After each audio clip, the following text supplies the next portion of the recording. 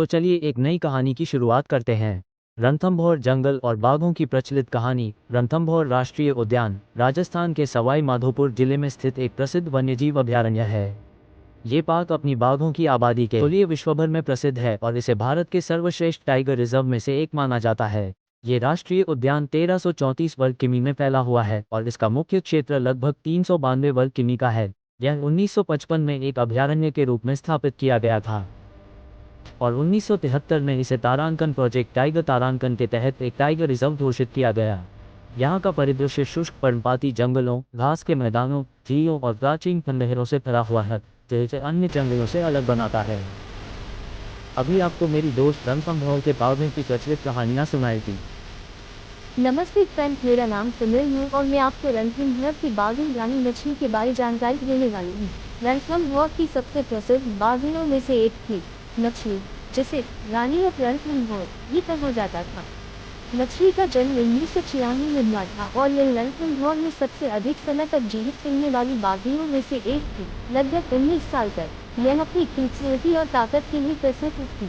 मछली को रणथंभौर किले के पास सबसे ज्यादा देखा जाता था और उसने कई पर्यटकों को अपनी अद्भुत छवि दी। मछली ने कई बाघों को जन्म दिया और रणथंभौर के बाघों की नई पीढ़ी को जन्म देने वाली बाघिनों में से एक मानी जाती है। 2016 में उसकी मृत्यु हो गई, लेकिन यह आज भी रणथंभौर के इतिहास में सबसे प्रतिष्ठित बाघिनों में गिनी जाती है। तो दोस्तों, अभी आपको उस्ताद T24 जो विवादास्पद बाघ था उसकी जानकारी मेरे दोस्त अंकित भाई देंगे। जय श्री राम दोस्तों, मेरा नाम अंकित राजगौर है। मैं आज आप सभी को उस्ताद बाघ के बारे बताने जा रहा हूँ, जो रणथंभौर का एक और प्रसिद्ध बाघ था, जो अपने आक्रामक स्वभाव के लिए कुख्यात था। इसे T24 के नाम से भी जाना जाता था। उस्ताद पर यह आरोप लगाया गया कि उसने 4 लोगों की जान ली थी, जिनमें वन विभाग के एक गार्ड भी शामिल थे। 2015 में प्रशासन ने इसे रणथंभौर से हटाकर 7 जंगल जैविक उद्यान उदयपुर भेज दिया, जिससे यह एक विवाद का विषय बन गया। वन्यजीव प्रेमियों और फोटोग्राफरों के लिए यह बाघ भी रणथंभौर के सबसे चर्चित बाघों में से एक था।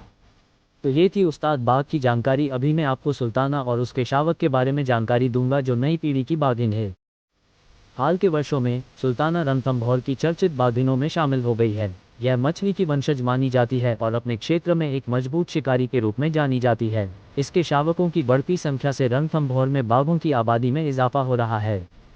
2005 में यहाँ सिर्फ 26 बाघ थे, लेकिन वर्तमान में इनकी संख्या 70 से अधिक हो चुकी है। रणथंभौर की बाघिनें पर्यटकों को आसानी से दिख जाती हैं, इसलिए ये फोटोग्राफर्स और वन्यजीव प्रेमियों के लिए एक स्वर्ग माना जाता है। अभी वीडियो में जो दिखाई दे रही है वो बाघिन रिद्धि रणथंभौर राष्ट्रीय उद्यान की एक उभरती हुई ताकतवर बाघिन है। ये प्रसिद्ध बाघिन कृष्णा की बेटी और अरुण की संतान है।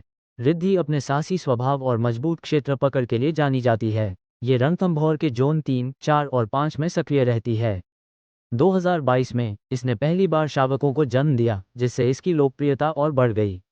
रिद्धि का अपनी बहन सिद्धि और नर बाघ साई के साथ संघर्ष भी चर्चा में रहा है। ये रणथंभौर में बाघों की नई पीढ़ी की प्रमुख बाघिनों में से एक बन चुकी है।